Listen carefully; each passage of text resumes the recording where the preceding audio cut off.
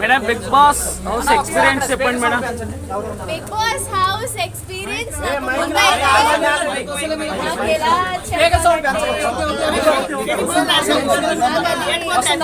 మాటరాని మౌనమే సాంగ్ నాకు గుర్తొస్తుంది.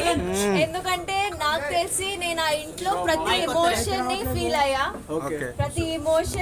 అయ్యా అండ్ ప్రతి రోజు ఒక కన్ఫ్యూజన్ గానీ ఒక డౌట్ గానీ ఉండే. కానీ నేను ఎంతవరకు ఆడగలిగాను అంతవరకు ఆడినా. I tried my best and అది అంటే it was an emotionful journey for me. Bigg Boss journey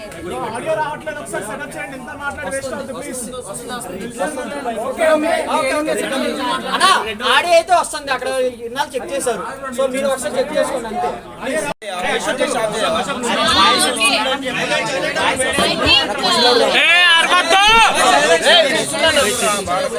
నా ఎలిమినేషన్ కి రీజన్ ఏంటంటే ఐ థింక్ ప్రతి ఒక్కరికి ఇక్కడ కూడా మీరు లైఫ్ లో కొన్ని రోజులు మీకు చాలా మంచిగా ఉంటాయి, కొన్ని రోజులు మంచిగా ఉండవు. కొన్ని రోజులు మనం మంచిగా ఉంటాము, కొన్ని రోజులు అసలు ఏంటి జీవితం ఏంటి, మా జీవితం ఏంటి, ఇలా అయిపోయామని అని ఉంటుంది.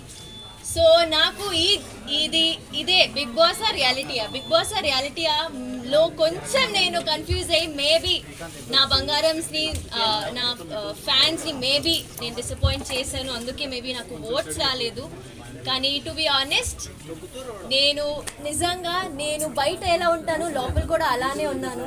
మీరు బయట కూడా నేను ఊరికే ఇటు అటు ఉండను. నాకు వచ్చిన వర్క్ కానీ నాకు వచ్చిన ఆపర్చునిటీ కానీ నేను మంచిగా ఉంటాను. సో నేను అలాగే ఉన్నాను.